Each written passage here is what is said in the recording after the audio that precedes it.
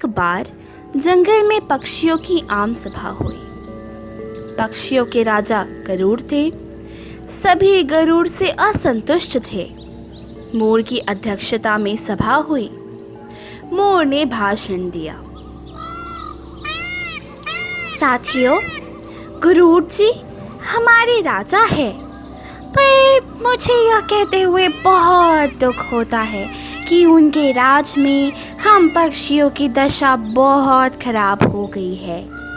उसका यह कारण है कि गरुड़ जी तो यहाँ से दूर विष्णु लोक में विष्णु जी की सेवा में लगे रहते हैं।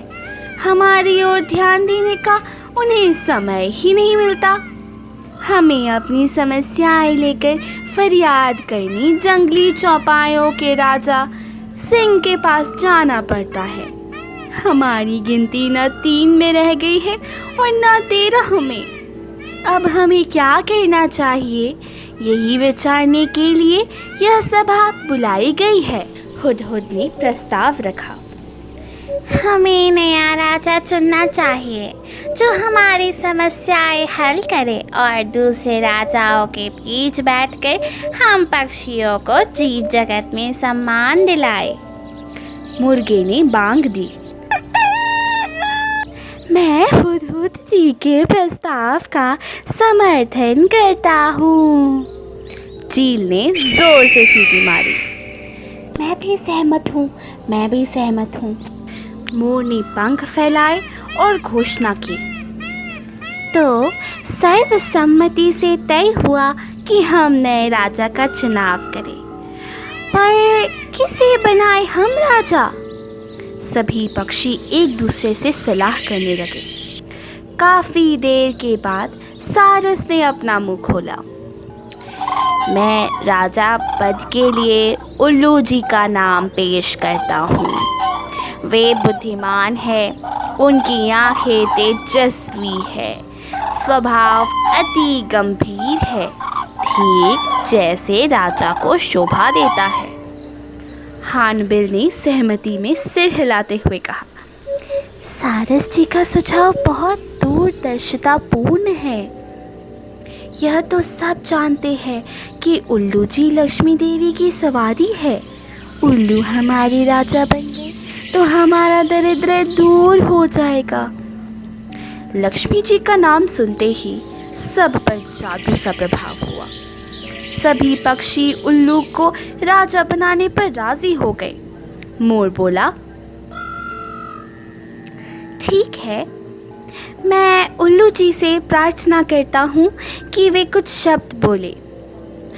उल्लू ने घुघुआते हुए कहा। भाइयों, आपने राजा पद पर मुझे बैठाने का निर्णय जो किया है उससे मैं गदगद हो गया हूँ। आपको विश्वास दिलाता हूँ कि मुझे आपकी सेवा करने का जो मौका मिला है, मैं उसका सदुपयोग करते हुए आपकी सारी समस्याएं हल करने का भरसक प्रयत्न करूँगा। धन्यवाद। पक्षी जनों ने एक स्वर में उल्लू महाराज की जय का नारा लगाया। कोयलें गाने लगी। चील जाकर कहीं से मनमोहक डिजाइन वाला रेशम का शाल उठा कर ले आई। उसे एक डाल पर लटकाया गया और उल्लू उस पर विराजमान हुए। कबूतर जाकर कपड़ों की रंग बिरंगी लीरें उठा कर लाए और उन्हें पेड़ की टहनियों पर लटकाकर सजाने लगे। मोरों की टोलियां पेड़ के चारों ओर नाचने लगी। मुर्गों व शुतुरमुर्गों ने पेड़ के निकट पंजों से मिट्टी खोद खोद कर एक बड़ा हवन तैयार किया। कुंड के चारों ओर 8-10 तोते बैठकर मंत्र पढ़ने लगे। कुछ चिड़ियों ने सोने व चांदी के तारों से मुकुट बुन डाला तथा हंस मोती लाकर मुकुट में फिट करने लगा। 2 मुख्य तोते पुजारियों ने उल्लू से प्रार्थना की। हे पक्षी श्रेष्ठ, चलिए लक्ष्मी मंदिर चलकर लक्ष्मी जी का पूजन करें। निर्वाचित राजा उल्लू तोते पंडितों के साथ लक्ष्मी मंदिर की ओर उड़ चले। कुछ देर बाद कौआ आया। चारों ओर जश्न सा माहौल देखकर वह चौंका। उसने पूछा, भाई, यहाँ किस उत्सव की तैयारी हो रही है? पक्षियों ने उल्लू के राजा बनने की बात बताई। कौआ चीखा, मुझे सभा में क्यों नहीं बुलाया? क्या मैं पक्षी नहीं? मोर ने उत्तर दिया, यह जंगली पक्षियों की सभा है। तुम तो अब जाकर शहरों में रहने लगे हो, तुम्हारा हमसे क्या मतलब? कौआ उल्लू के राजा बनने की बात सुनकर जल भुन गया था। वह सिर पटकने लगा और ਕਾਂ ਕਾਂ करने लगा।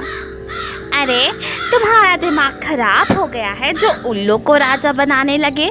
वह चूहे खाकर जीता है। और यह मत भूलो कि उल्लू केवल रात को बाहर निकलता है।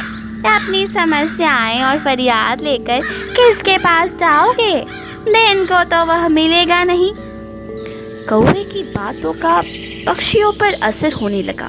वे आपस में कानाफूसी करने लगे कि शायद उल्लू को राजा बनाने का निर्णय उन्होंने गलती की है। धीरे धीरे सारे पक्षी वहाँ से खिसकने लगे। जब उल्लू लक्ष्मी पूजन कर तोतों के साथ वहाँ लौटा तो सारा राज्याभिषेक स्थल सूना पड़ा था। उल्लू घुघुआया, सब कहाँ गए? उल्लू की सेविका खंडरिच पेड़ पर से बोली, कौआ आकर सबको उल्टी पट्टी पढ़ा गया। सब चले गए। अब कोई राज्याभिषेक नहीं होगा। उल्लू चोंच पीस कर रह गया। राजा बनने का सपना चूर चूर हो गया और तब से उल्लू कौओं का बैरी बन गया और देखते ही उस पर झपटता है। सीख, हमें दूसरों की खुशी में खुश होना चाहिए।